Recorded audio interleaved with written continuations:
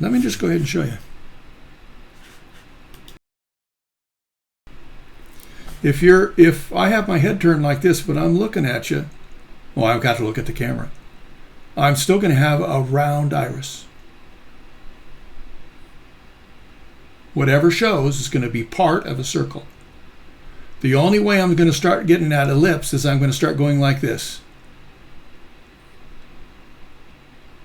And then it won't be round. And you'll find that when you look at your drawing, if it's hard to tell, you can start seeing. You better be following that rule or you're going to be going with some contradiction in your drawing, in your portrait. When you start having an ellipse, even though supposedly I'm still looking at you, we've got something wrong.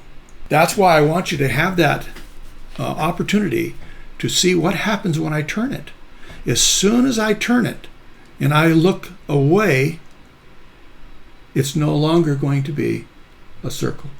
It's only a circle if you're making eye contact. So here's the reason I have this, is you can see that it's round, and the more I go like this, it becomes elliptical. See?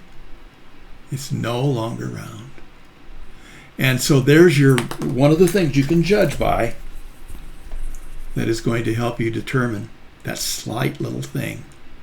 If it's slightly elliptical, then we're looking like this instead of right directly at the person. It's kind of what we had here, except that he was looking a little above.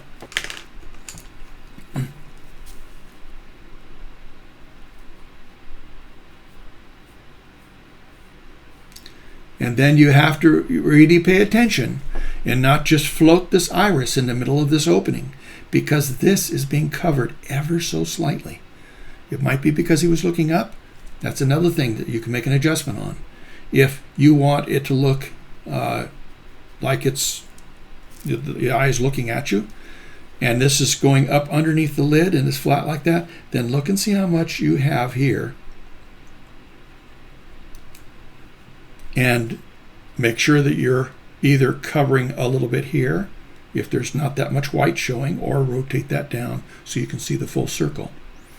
Now, I'm asking you to use your common sense, because if you have I had a piece of paper here. I see if I can do this.